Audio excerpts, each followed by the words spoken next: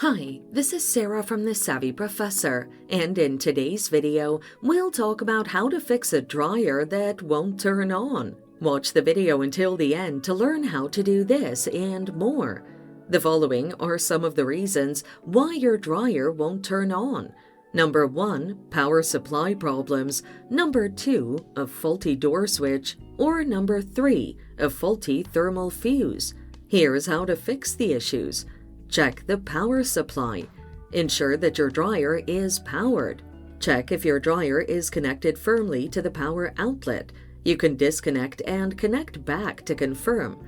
Then, also confirm that the circuit breaker hasn't tripped. If it has, flip it back on.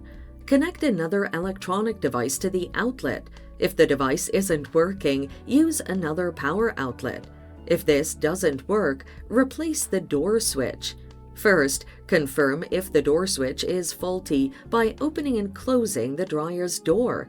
If no clicking sound is produced, the door switch is damaged. Therefore, you need to install a new door switch. Alternatively, you can use a multimeter, and if it lacks continuity, get a new one. If this doesn't work, inspect the thermal fuse. If a thermal fuse is faulty or blown, your dryer may fail to turn on. First, locate and test the thermal fuse using a multimeter. If the thermal fuse lacks continuity, you need to get a new thermal fuse. So, there you have it. Follow these steps to fix a dryer that won't turn on.